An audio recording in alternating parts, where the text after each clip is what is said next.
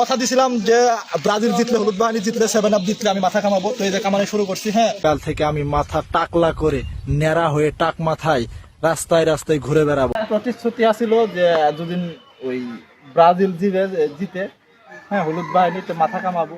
সমস্যা নাই, ব্রাজিল পরের ম্যাচে ঠকবে। হ্যাঁ, তারা কিন্তু ঠকবেই।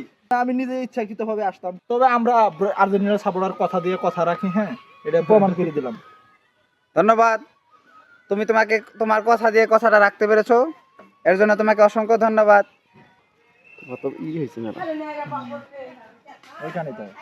কথা দিছিলাম যে ব্রাজিল জিতলে, হলুদ বাহিনী জিতলে, 7 আপ জিতলে আমি মাথা কামাবো। তো এই যে কামানো শুরু করছি। হ্যাঁ, চ্যালেঞ্জ করছিলাম কালকে যে ব্রাজিল জিততে পারলে মাথা কামাবো। তো আমরা আমাদের প্রতিশ্রুতি রক্ষা করছি। হ্যাঁ, কারণ আমরা ব্রাজিলদের মতো চাপাবাজ না, আমরা ব্রাজিলদের মতো চাপা করতে পারি না। আমরা যা দেখাই, আমরা যা করি সেটা আমরা সব সাথে সাথে প্রমাণ দিয়ে দিই। যেমন এই যে প্রমাণ, আমরা বলছিলাম যে যদি ব্রাজিল জিতে তাহলে মাথা কামাবো, ঠিক তাই করছি। মাথা আমরা অবশ্যই কামাইছি। ইনশাআল্লাহ আবারও দেখা হবে পরবর্তী ম্যাচে। ব্রাজিলকে আমরা টুকিয়ে ধরে আমরাও মাথা কামাই। 7 আপ খাও আর মাথা কামাও। 7 আপ খাও, মাথা কামাও।